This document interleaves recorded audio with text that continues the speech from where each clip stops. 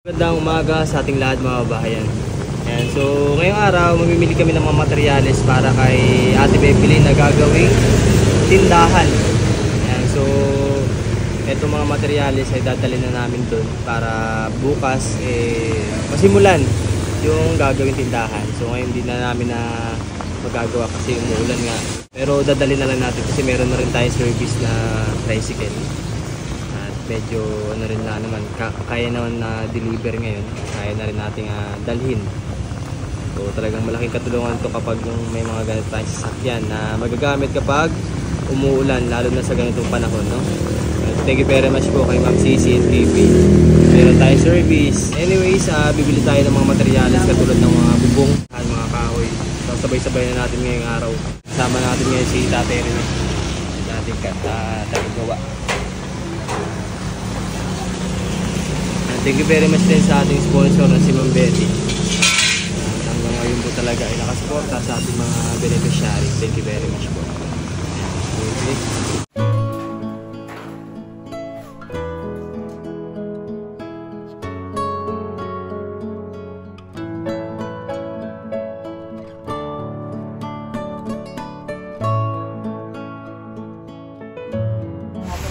Isakay na rin yung mga plywood, yero at yung steel matting. Kalaban na kita ang ating tricycle. Napakarami, loaded na loaded ngayon for today's video. Pero kaya naman, di naman ganong pinunod din yung taas din sa gilid. Wala pa rin tila yung ulan. So alas 3 na ata, tuloy-tuloy pa din yung ulan.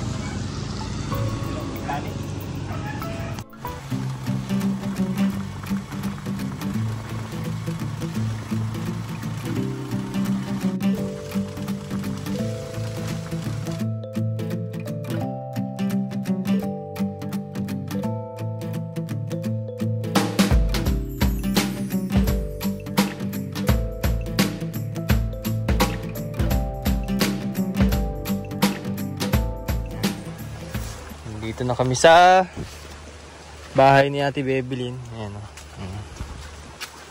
Magandang hapon, Ate. Magandang hapon po.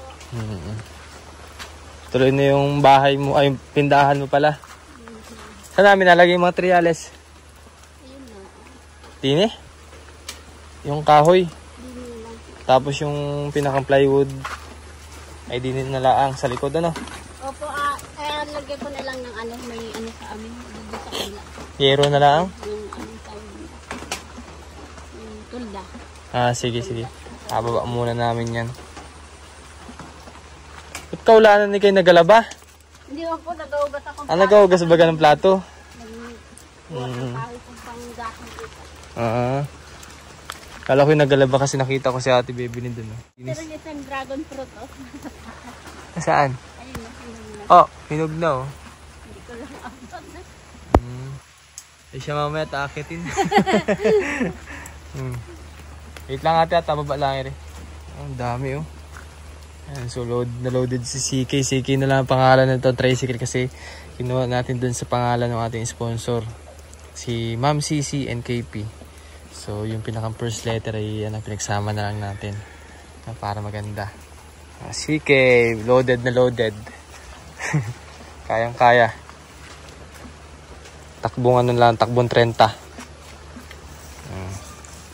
Ulan pa rin, ang lakas ng ulan. Galing natin.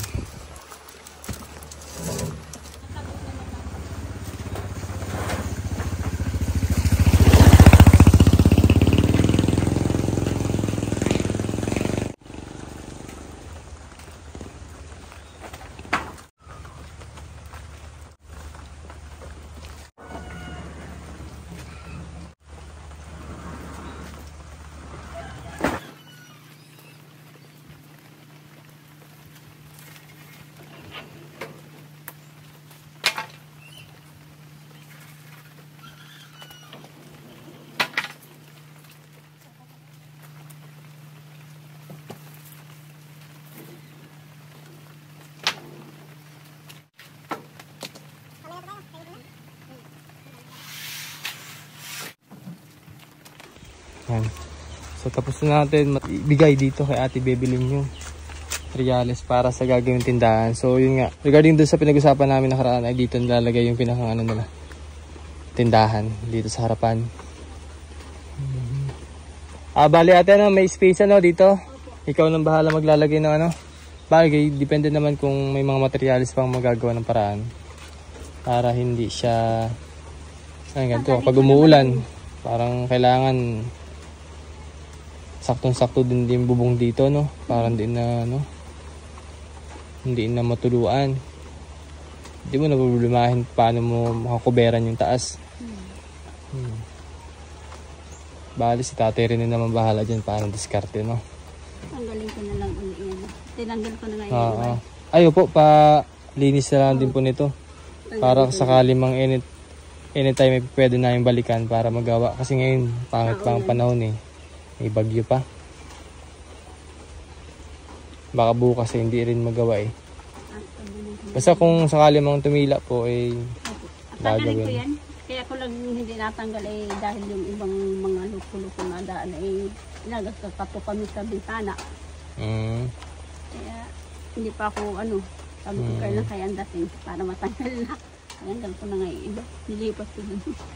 Sa ano? Din na, kabila. So thank you very much po muli sa ating sponsor na si Ma'am Betty. Ayan, at magkakameron na si Ate Bebeli ng 7 Bebelin mini store dito sa harapan ng bahay niya. May mensahe po kay ate? Salamat po sa mga sponsor, lalong na po kay Lord at laging nakagabay sa amin. Ingatan nyo din po yung mga natulong sa amin. Thank you po. Tutupad din pangarap mo. Masarap mo na agay na laang. Ate. Sige po mga bayan, at ito muna update natin. Maraming salamat po muli sa ating mga sponsor. At sa kasama natin ngayon si Tatay Rene. Nakakatulong natin sa pagdala ng materialis din. Ay, ito po. Sige po, sabi ko na lang. Sige po. Thank you po. Bago na makalimutan, may ibigay sa atin si Ate Bebeli na dragon fruit. Saka yung pagbaso.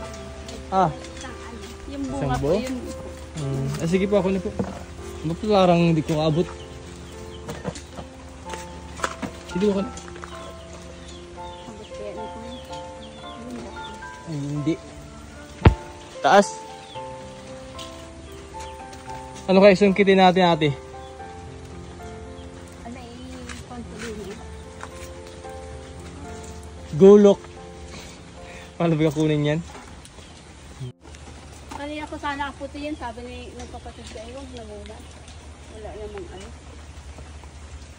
Okay lang mabagsak. Sambutin, pagkaya. Okay na, sambutin ko. Matalas 20? Hindi naman? Matalas pa rin. Yung bunga? Ay hindi man po, wala man pong ano yan sunod. Yan lang, yung dahon lang. Dahon lang ang sunod. Ano ang pwede ng gulo ka? Yun. Yun. Hindi ka na malaglag. Oo. Dragon fruit. Isang hinugay. Ay, okay na po. Araw ay 4 ang hinugay. Kinain na nga. Matamis po. Wow. Sige po, thank you po. Bagong harvest na dragon fruit. Kalabasa. Wow, laki. Wala kang suman ngayon? Thank you po, thank you po. Pwede na, lagyan na lang ng toyo, sibuyas, bawang, pwede na ulamin. Gisa-gisa na lang. Ate, matuloy na kami. Sige po, bye-bye. Salamat sa babaon mo. Thank you po muli mga bayan. Maraming salamat po sa inyong panonood. Bye-bye!